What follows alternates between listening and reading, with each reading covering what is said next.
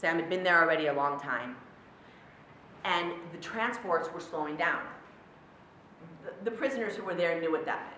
If there weren't transports coming, there was no use for them, so they would be the next victims of the Nazi killing machine. So about a group of 50 men, remember there's 800 there, and about 50 got together and decided to have an uprising. And they planned it, and they had an uprising on August 2nd, 1943. It did not go exactly as planned, but they did blow up the gas. There was like a little gas station there. They blew up the gas station, and it put the whole camp on fire, and they blew a big hole in the barbed wire fence.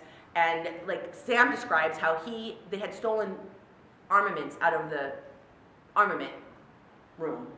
And he had grenades and a gun, and he started throwing his grenades at the Ukrainian guards and trying to shoot people, but really he just wanted to get out of there. And everybody started running and running through that big hole in the fence.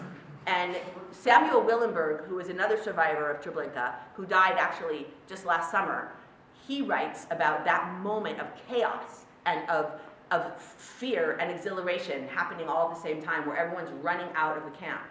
And he describes it as follows. He said, "We were running for our lives, but I heard the sweetest sound in my ears. I heard the screams of hurrah, hurrah, hurrah." And that's how they ran out of the camp. And when they ran out of the camp, they ran and they ran. And most of them died on the way out. They were shot because the Ukrainians were still in the watchtowers shooting. The original plan, they were supposed to kill the Ukrainian guards before the uprising. That didn't happen.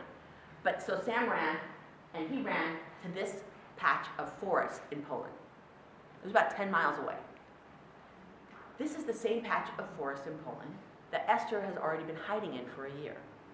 And Esther's there, covered in lice. Her clothes are rags.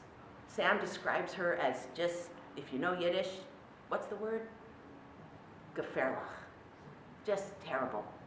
But she was there, and she met Sam and the other gentleman he was with, and she had already been helped by some Christian families, the Stish family, who were helping her in hiding some food, whatever they could help, and she hid in the barn. Anyway, you'll see in the book. But Sam arrives here and meets Esther, and Esther takes him to her angel, Helena, and she says, this man just escaped Treblinka. You have to hide him. And she's like, are you crazy?